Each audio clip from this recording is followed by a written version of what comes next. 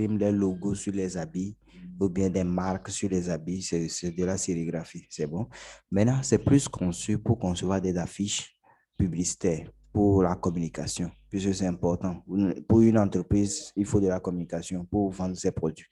Maintenant, vous avez la possibilité de l'utiliser pour faire chose aussi, concevoir les cartes de visite. Vous avez la possibilité d'utiliser ça pour faire des retouches photos. Vous avez la possibilité de l'utiliser pour faire des bandes dessinées. Même tout ce qui est de l'infographie, c'est-à-dire des montages, quoi que ce soit avec les photos, travailler sur les photos, quoi que ce soit, vous avez la possibilité d'utiliser c'est-à-dire Photoshop pour pouvoir le faire. Maintenant, lorsque vous ouvrez ça pour une première fois, vous allez remarquer que, ça s'affiche comme ça. Normalement, dans la nouvelle version de Photoshop, lorsque vous ouvrez ça, ça ne vient pas comme ça. Lorsqu'on va ouvrir ça sur votre ordinateur avec la nouvelle version, vous allez voir comment ça apparaît. C'est bon. Maintenant, lorsque vous ouvrez ça comme ça, vous allez remarquer que tout ça, ce sont l'espace de travail de Photoshop. C'est bon. Et ce que vous voyez ici, c'est la barre d'outils. Nous allons essayer de les voir un à un au fur et à mesure que nous aurons à évoluer. C'est bon. Maintenant, tout ce que vous voyez ici, ce sont des onglets.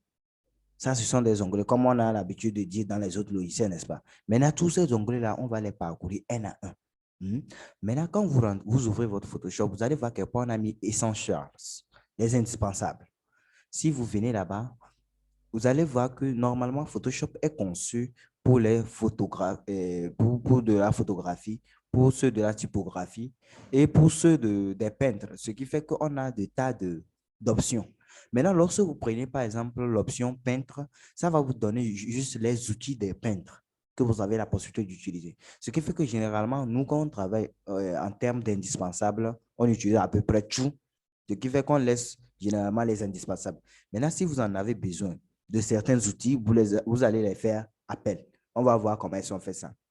Maintenant, par exemple, si nous prenons le cas de peintre, vous allez voir qu'on va faire apparaître ici les outils des peintres. Vous voyez?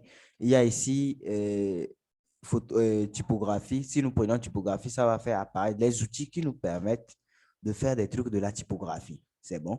Maintenant, toujours là-bas, il y a des tas de modèles. Mais généralement, pas de défaut. C'est Essentials, comme c'est-à-dire les essentiels ou bien les indispensables, si on peut se le permettre de le dire. Dans la nouvelle version, on parle des indispensables. C'est bon. Maintenant, comme je viens de le dire, lorsque vous ouvrez ça, la barre d'outils, on va voir ça petit à petit en évoluant. C'est bon. Maintenant, vous avez l'onglet Fichier. Dans l'onglet Fichier, avant de revenir sur l'onglet Fichier, bon, normalement, vous avez la possibilité de créer un nouveau projet pour commencer la conception. Mais avant de revenir sur ça, on va voir comment on personnalise notre Photoshop d'abord. C'est-à-dire comment personnaliser, comme on avait vu dans Word, n'est-ce pas? Maintenant, pour ce faire, on a par exemple affichage. Affichage, je dis affichage, fenêtre. Tout ce que vous voyez coché ici. Hein? Lorsque vous cochez quelque chose, par exemple, caractère va nous permettre de travailler sur les textes, de mettre ça en gras, police, Time New Roman, Italie. Mais lorsque vous cochez ça, vous allez voir qu'on va vous faire apparaître les outils qui vous permettent de travailler sur le texte. Vous comprenez ce que je dis? Et tous ces outils qui se trouvent dans fenêtre, vous avez la possibilité de les cocher. Par exemple, historique. Historique va vous donner la possibilité d'aller en arrière, de voir certaines actions défiler. Quand on dit historique, vous savez de quoi on parle, n'est-ce pas? Maintenant, ensuite, toujours dans fenêtre, vous allez remarquer que il y a d'autres outils. On a outils de réglage, propriétés stylées, formes. Tout ça, on aura à voir ça au cours de la formation 1 à 1. On va faire appel à ces outils-là 1 à 1 pour travailler avec vous. Vous allez voir comment ça fonctionne.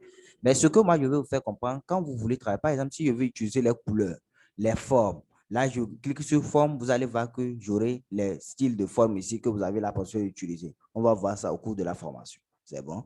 Maintenant, ce qui est important, on vient par exemple dans l'onglet, avant de revenir dans l'onglet fichier, on va parler un peu de l'onglet édition qui nous permet de personnaliser notre Photoshop. C'est bon. En quoi faisons? Si nous rentrons dans raccourci,